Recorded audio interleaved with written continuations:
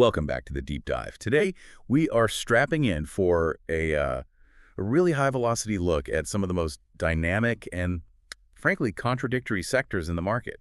We're deep diving into FinTech, crypto-adjacent stocks, and high-growth retail, pulling from this just torrent of filings and market movements we saw around November 26, 2025. It's a perfect storm of a data set, really, because the market forces are pulling in two completely opposite directions. How so? Well, on one side, you have this massive external momentum. It's mostly driven by, the strength of Bitcoin and this generalized AI enthusiasm, which is creating widespread risk-on euphoria. Okay, so that's the bull case. Right. But on the other side, you have the people who know the companies best, the executives, and they are cashing out at, alarming rates near 52-week highs. And that's the crucial conflict we need to resolve for you today. Is the signal from the market's enthusiasm stronger, or is the signal from the executive's exit strategy?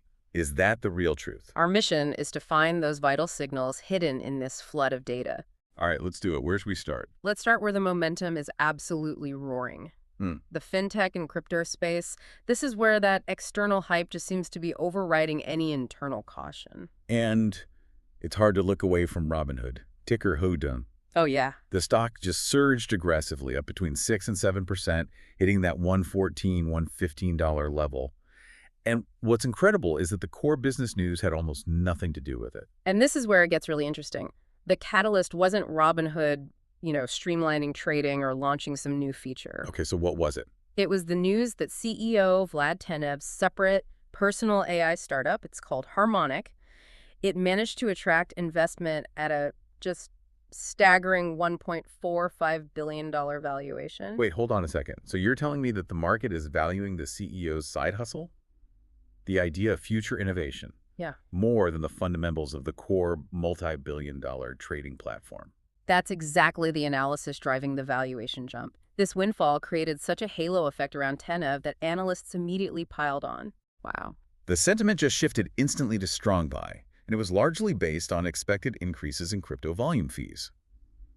The market isn't buying Robinhood today. It's buying a theoretical future Robinhood that might leverage AI. That sets a highly speculative tone, and we saw that strength reflected in pure crypto plays too, like Coinbase, Coin. Yes, Coinbase recovered over 6% to 255. Investment banks are basically positioning any dip as a temporary glitch. Right. William Blair explicitly labeled its recent drop an air pocket, which is analyst code for, don't worry, the underlying structure is fine, this is just turbulence. Buy now. And what's fueling that optimism beyond just the rising Bitcoin price? Two things. First, the sustained crypto rally gives them higher volume, higher fees. But second, Coinbase is making smart strategic decisions. Like a move to Texas. Exactly. They're explicitly seeking a more accommodating, pro-business regulatory environment. That signals forward-thinking management, especially when the crypto regulatory landscape is so murky everywhere else. Okay, so let's talk about a company where analyst conviction was so strong it completely nullified a clear internal warning sign. SoFi Technologies, SoFi. It showed a powerful rise, up 5% or more, even as one of their executives was selling off shares. This is the perfect litmus test for this kind of momentum-driven market. Executive Arun Pinto sold 46,132 shares. Which normally would raise an eyebrow. It should, but the analyst community simply shrugged it off. And why? Because they are wildly bullish. They see 39% more upside over the next year, even after the stock already rocketed up over 100% in the last 6 months. That level of enthusiasm, it needs a label. What are analysts calling it? They're using phrases like a table pounder by opportunity. Oh, table pounder. Yeah, that term is important. It means the conviction is so high that the analyst is figuratively pounding their fist on the table, just urging clients to buy. The belief in SoFi is overpowering standard insider signals. So if Robinhood is running on AI hype, and SoFi is running on this pure, unbridled analyst conviction, what happens when a little fear enters the picture? That brings us to Affirm, AFRM. Affirm is definitely the outlier in FinTech right now. It's showing a major contrasting signal, really marked by volatility. They're in that buy now, pay later space. Right, BNPL. And right before the crucial Black Friday and holiday shopping season, Truist Securities stepped in and lowered its price target from $90 to $85. Still a buy rating, though. Still a buy, but it's a subtle shift. It suggests caution. And the real fear manifested in the options market. Oh, how so? We saw a huge spike in volatility there. Traders are essentially placing massive bets on both sides. Huge anticipation for a blowout holiday season, mixed with real worry that, inflation and consumer debt might dampen things. So it's just deep market confusion. Total confusion about their short-term fate. And just to wrap the FinTech corner, Block, AceQ remains tightly tethered to Bitcoin's price swings as usual, and Upstart, UPST, saw a modest 3 to 4% rise, really just riding that general FinTech bounce. Okay, so the first signal is undeniably clear. The market is aggressively rewarding exposure to crypto and AI. Absolutely. Now let's pivot to the second signal, which directly challenges all this euphoria. Which brings us perfectly to insider signals and diverging growth narratives. If the last segment was about the excitement executives are creating, this one is about the money they are taking off the table. Let's start with Lemonade, LMND. LMND is a classic study in how fast an executive can capitalize on a quick surge. The stock shot up over 8% to $73, Nearly its old high. practically kissing its $79 high. The driver was Citizens JMP, who radically raised their price target from $60 all the way up to $80. A 33% hike in the price target? That is huge. So the stock reacts, and then what does the insider do? Just 2 days later, November 24th, insider John Sheldon Peters filed a Form 144 to sell 3,798 shares. And remind us, a Form 144 is basically a notice of intent to sell. Exactly. It's an executive saying, this market price is great and I am locking in that gain right now. It suggests they view the analyst hype as a temporary, perfect exit window. That's a subtle yellow flag. But the situation at Wayfair, W, that feels like an undeniable red flag, just given the sheer size of the transaction. Oh, this is a major structural signal. Wayfair is in the middle of promoting its season of epic deals for the holidays. This is the time they need to project confidence. And Instead, both co-founders and CEOs, Niraj Shah and Stephen Conine, they each filed a Form 144 to sell a stunning 150,000 shares apiece. that volume, 300,000 shares combined from the two most important people in the company during the most critical retail period of the year, that's not a routine exercise. No, it suggests a significant lack of faith in the stock's ability to climb higher in the immediate future, doesn't it? It raises an enormous question mark over their outlook. If they're taking that much off the table now, it implies they think the stock price is fully valued, if not overheated. And you saw a similar pattern at the real estate tech firm Compass, C-O-M-P. Right. Compass hit a 52-week high, around $10.70. What did their executive team do? Their legal counsel, Bradley K. Serwin, sold 55,874 shares, about $590,000 worth. Again, company hits a high water mark. The internal signal is to sell into that strength. It paints a really clear picture. External investors are pushing prices up, and internal executives are acting as the supply valve, turning paper gains into real cash. Was there any positive signal that could possibly counter that much executive selling? We did find one that stands out, News Corp, NWS. They filed a 6K report reconfirming their existing active $1 billion share repurchase program. So that's the opposite of executive selling. Exactly. This is management saying, we believe our stock is fundamentally undervalued and we're going to use company cash to buy it back. That's a strong vote of confidence. We also saw some quiet strength in certain consumer and apparel names. Absolutely. On holding, that's ON, REN, and Deckers, DTech, are seeing sustained strong buy ratings. And Lovesac, Lviv, the furniture company, reinforced its strategic position by bringing in Wan Ling Martello, a former Nestle VP, to its board. That's a long-term strategic move. A nice contract to the volatility. If we pivot now to the food and wellness sector, the landscape changes completely.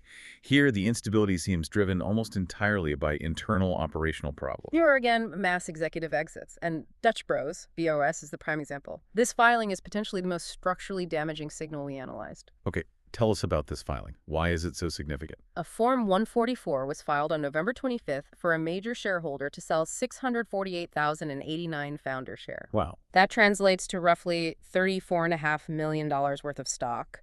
And what makes founder shares different is that they are often acquired at a very, very low cost basis. In this case, back in 2018.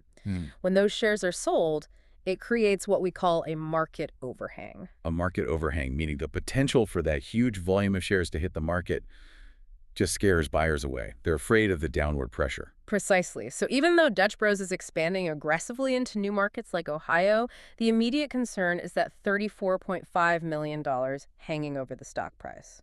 The market knows that. Let's move to BellRing Brands, BRBR, which sells protein shakes and bars. They seem to be dealing with a purely analytical problem driven by operational misses. Yeah, analysts are recalibrating their expectations aggressively. The company missed earnings. EPS came in at 51 cents versus the 55 expected, and then they followed that with disappointingly low 2026 guidance. Ouch, a 1-2 punch. It caused a panic. JP Morgan dramatically dropped its price target from $45 down to $36. Mizuho cut theirs to $40. That's a steep drop in projected value. And the company tried to counter that pessimism with a large buyback. They did. They announced a $600 million buyback attempt designed to reassure investors. However, based on those sharp price target cuts, the sentiment from the missed expectations is currently winning that battle.